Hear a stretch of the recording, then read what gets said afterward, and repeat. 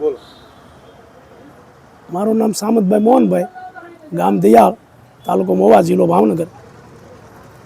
મારા બાળકો સાથે રહી અને ખેતીનું ગુજરાન કરીએ. મહુવા યાર્ડમાં દુકાન છે, પણ દુકાનમાં તો એવી સ્થિતિ થઈ કે આ લોકો ડુંગળી લઈ ગયા, સિદ્ધાર્થભાઈ રામ, ગીર તલાવાવાળા, અશોકભાઈ, બાબુભાઈ ભાલીજા, 4-5 ડુંગળી.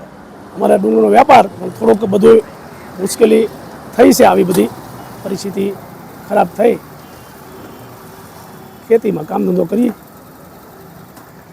લોંગી અમારી ખેતી હતી, મૂકી ભૈયા અમે ખેડૂતોના અને વેપારીના પૈસા ચૂકવવા દસ્તાવેજ કરી દીધા અને પૈસા લીધા. એમાં અમારે શરત એવી હતી કે ભાઈ 6 મહિનામાં પૈસા થાય તો 6 મહિનામાં આપી દઈએ, એટલે તમારે 2% લખે પૈસા લઈ લેવાના અને પરત દસ્તાવેજ કરી દેવાના. અગાઉ પણ અમે ખેડૂતોને કરી દીધા હતા, એને પણ અમને પરત પાછા કરી દીધા. ડુંગળીના પૈસા ખેડૂતોના હતા, એટલે કે પૈસા નહોતા, લોકો પાસેથી પૈસા અમને ન આપ્યા, શેક ખોટા આપ્યા અને એ શેક રિટર્ન થયા. વેપારીને આપ્યા, ખેડૂતોને આપ્યા તો રિટર્ન છે. એટલે એ લોકો કે અમે તો કાંઈ કાર્યવાહી ન કરી, તમે અમારા પૈસા આપી ગયો. પછી અમે ખેડૂતોના નામે જમીનો કરી દીધી અને અમુકના નામે જમીનો કરીને એ પૈસા લઈને અમુક વેપારીને યાર્ડમાં સૂકવી દીધા. ત્યાર પછી ખેડૂતોને પૈસાની બહુ જરૂર પડવાથી કે ભાઈ દસ્તાવેજ તો અમે શું કરવા, અમારે તમે અમને પૈસા આપો. હવે એ લોકો મેં આ નક્કી કર્યું, આ લોકો માંગલો ધામવાળા પાસે એ લોકોએ પૈસા આપ્યા, એના સંબંધીઓના નામે જમીન કરાવી અને પરત પૈસા અમે તૈયાર કર્યા. ખારણભાઈ, વિક્રમભાઈ એ લોકો 2-2 લાખ રૂપિયા એ વખતે લઈ ગયેલા અમારી પાસે. 4 નાની લઈ ગયા, મવાથી લઈ ગયા. માયાભાઈ, એ માયા કાવોએ જ આપ્યા, આપી દીધા. પણ એ લોકોનો હોય અમારી પાસે આપી દીધા.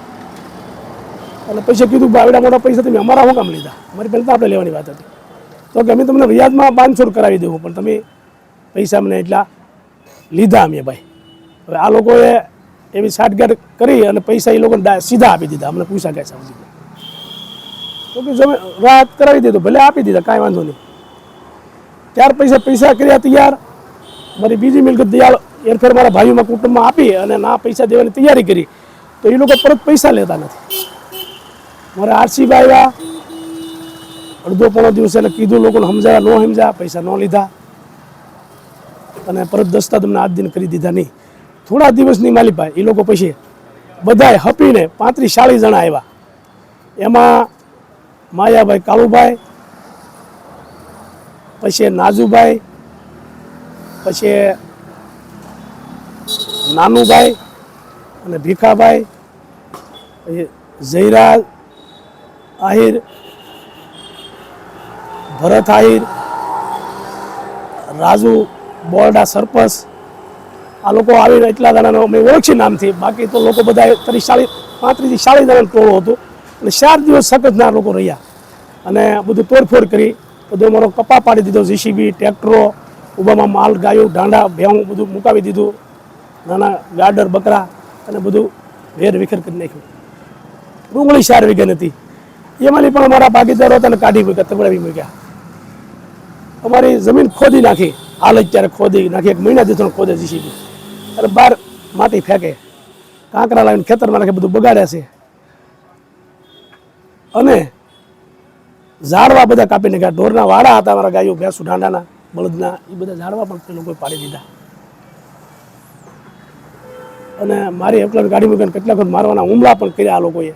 તો અમે નો હાથમાં આવ્યા. અમારા ગુરુ આશ્રમે બાંદ્રા, મારા ગોરધન બાપાને ત્યાં અમારા આશ્રમે ગયા, ત્યાંથી વાડિયા રોકાણા તેમની કમરકોટલા. 4 પૈસાના અમે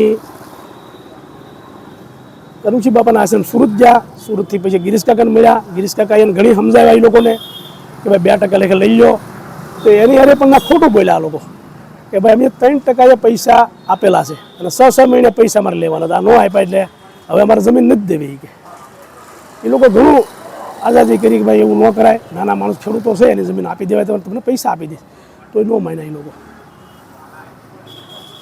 અને ત્યાર પછી જમીનમાં ભયંકર નુકસાન કરે. અને આજ રોજ અમારી ટપકું 60 વીઘાની ટપક હતી, ફરતી જાળી મારેલી હતી, એ ફેન્સિંગો વેખીને એ બધું વેર કરી નાખ્યું. પછી જે અમારી પાકી રૂમું છે, કવે બાંધકામ છે, ક્યાં પતરાના પાર્ટીશનો હતા એ બધા તોડી નાખ્યા, એ બધા પતરાને બધું ભંગારીને આપવાના આજે વાહનો વ્યવહાર શરૂ કર્યો. આજરોજ અમે બગદાણા પહોંચ્યા, ત્યાં અમે ફરિયાદ આપી અને પૂરેપૂરો સાહેબમાંથી અમને ભરોસો છે કે અમને કંઈક ન્યાય અપાવશે. સરકાર અમારી હારે છે, અમને કંઈક ન્યાય અપાવશે. બધે અમે રજૂઆત કરીશું અને બધે ફરિયાદ કરી છે અને બધે કરીશું. સોમવાર સુધીમાં બધે ફરિયાદ પહોંચાડી દેવું અને બધાએ મીડિયા અને પોલીસ તંત્ર સાહેબમાંથી અમારે પૂરેપૂરો ભરોસો છે કે એમને ન્યાય જરૂર અપાશે. એસપી સાહેબ ભાવનગર, ડીજી સાહેબ ગાંધીનગર, લોકો બધા અમને મદદ કરશે કાયદાની રૂએ. અને અમે ભોળા માણસ અમને ક્ષેત્રે આ લોકો આવું બધું અમારી માથે કૃત્ય કર્યું છે અને પૈસા અમે પરત આપી દઈએ, લોકો લેતા નથી. આવું 3 મહિનાથી અવારનવાર બધું હાલે છે. અમારી પાસે વિડીયા ઓડિયા બધું રેકોર્ડિંગ બધા પુરાવા છે અમારી પાસે, બધા રજૂ કરશું. અમે મીડિયામાં બધે અમે રજૂ કરશું. મારી પાસે જે કાંઈ વિગત છે એ બધી રજૂ કરશું. અને પૈસાવાળા પૈસા દસ્તખત કર્યા સિવાય આપતા નથી. વ્યાજની મોટી બીક લાગેલી, દસ્તખત કર્યા સિવાય આપતા નથી. દસ્તખત કરીને પાછું 2 વર્ષની વાવવાની શરતે આ લોકો લખાણ લઈ લે કે ભાઈ મેં 2 વર્ષ તમારી પાસે ફાર્મે વાવવા રાખ્યું એમ લખી ગયો, એમાં સહી કરી ગયો, એવું અમારી પાસે લખાણ લઈ લીધું. મેં કરી દીધું. એમાં તો આપણે ન્યાયની રીતે કરી દીધું. અગાઉ આની પહેલાં બી મેં દસ્તખત કર્યા, એ લોકો મને જરૂર પડી વધારે પેમેન્ટ નહીં એટલે એ લોકો આવીને ઊભા પત્ર દસ્તખત કરી દીધા. ખેડૂતોએ પણ ઊભા કરી દીધા. કોઈ અમારી હારે આવી છેતરપિંડી કરી નથી. આ પહેલી વાર આ લોકોએ આવી કરી છે અને અમે આગળથી કરીએ છીએ અને હવે સમજતા નથી, અમારી નુકસાની કરી. હવે અમે બગદાણા આજરોજ ફરિયાદ આપીને કે ફરિયાદ આપવામાં તૈયાર નહોતા કે ભાઈ અમારું પાછું તમે આપી ગયો, અમે તમને પૈસા આપી દઈએ. પૈસા આ લોકો આજ દિન અમારા પૈસા અમારી પાસે લેતા નથી. આ 4 મહિનાથી સકસ અમે આ લોકોને હારે વાટાઘાટ કરીએ છીએ. અમારા ભાઈઓ, સંબંધી, પરિવાર બધાય આ લોકો સમજતા નથી. એવા જાડી રૂઢીના માણસો થોડાક કોઈ વાતે સમજૂતી કરવામાં કોઈ માનતા જ નથી. હજારો માણસો સમજૂતી કરી પણ કોઈ વાતે માનતા નથી. આવી અમારી રજૂઆત છે સરકાર શ્રી પાસે કે અમને જરૂર ન્યાય અપાવશે એવો અમને ભરોસો છે.